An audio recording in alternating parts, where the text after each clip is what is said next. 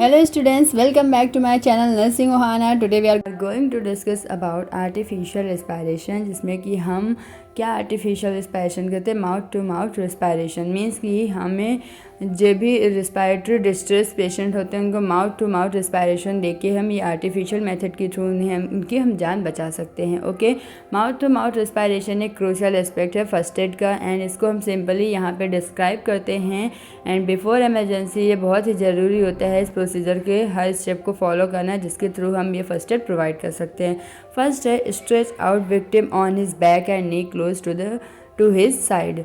पहले हम विक्टिम को पीठ के बल लिटाएंगे। ओके, देन उसके बाद जो भी उसके कपड़े अगर उसने टाइट पहन रखे हैं around the neck and chest उसे हम लूज़ करेंगे। ये फर्स्ट स्टेप हमारा यही होता है माउथ टू माउथ रिस्पायरेशन में।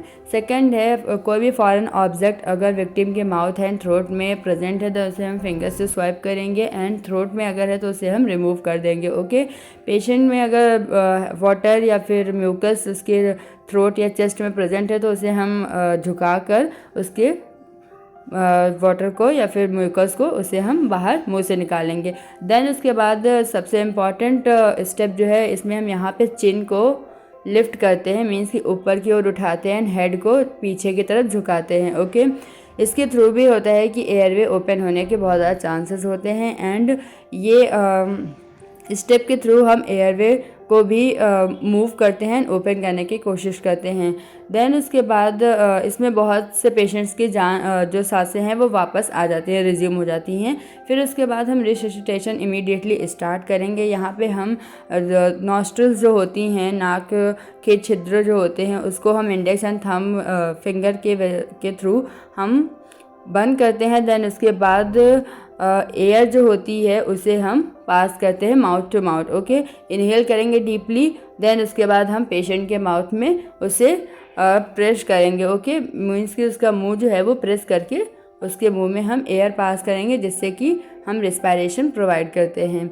तो इसमें ये होता है कि इसके थ्रू भी हम इमीडिएटली रिससिटेशन प्रोवाइड करके हम पेशेंट की जान बचा सकते हैं। एंड ये बहुत ही इम्पॉर्टेंट स्टेप होता है। यहाँ पे हम नाक को दबा के यानी उसके मुंह में एयर जो है वो पास करते हैं, जिससे कि हम उसको प्रिवेंट कर सकते हैं loss of air. Okay, then उसके बाद 6 पॉइंट है कि यहाँ पे माउथ को tightly around the victim mouth, means कि अपने माउथ को एंड विक्टिम के माउथ को टाइटली हम प्लेस करेंगे। देन उसके बाद जो एयर है वो ब्लो करेंगे।